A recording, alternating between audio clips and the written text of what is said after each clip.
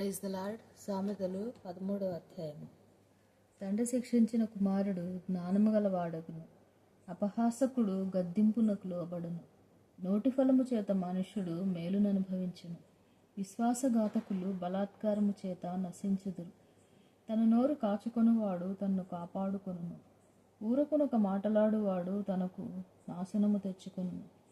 సోమరి ఆశపడును గాని వాని ప్రాణమునకేమీ దొరకదు, శ్రద్ధగల వారి ప్రాణము పుష్టిగా నుండును. నీతిమంతునికి కళ్ళమాట అసహ్యము, భక్తిహీనుడు నిందించుచు అవమానపరచును.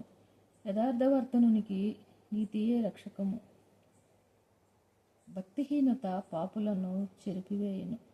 ధనవంతులమని చెప్పుకొనుచు లేమిడి గలవారు కలరు, దరిద్రులమని చెప్పుకొనుచు బహుధనము గలవారు కలరు. ఒకని ప్రాణమునకు వాని ఐశ్వర్యము ప్రాయశ్చిత్తము చేయును. దరిద్రుడు బెదిరింపు మాటలు వినడు, నీతిమంతుల వెలుగు తేజరిల్లును. భక్తిహీనుల దీపము ఆరిపోవును, గర్వము వలన జగడమే పుట్టును.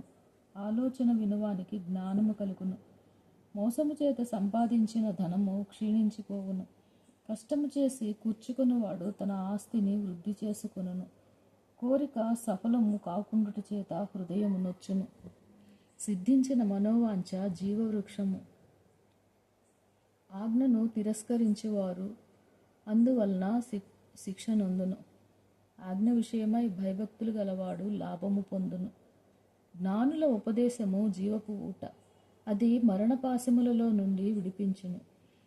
సుబుద్ధి దయను సంపాదించును, విశ్వాసఘాతకుల మార్గము కష్టము. వివేకులందరూ తెలివిగలిగి పని జరుపుకొందురు, బుద్ధిహీనుడు మూర్ఖతను వెల్లడిపరచును. దుష్టుడైన దూత కీడునకు లోబడును, నమ్మకమైన రాయబారి ఔషధము వంటివాడు.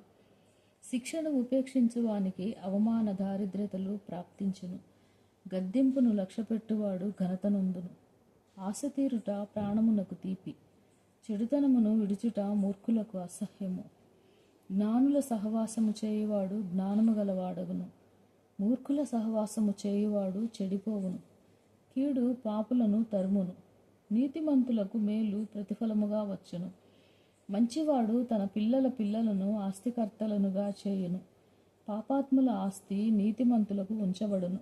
బీదలు సేద్యపరచు క్రొత్త భూమి విస్తారముగా పండును, అన్యాయము వలన నశించువారు కలరు.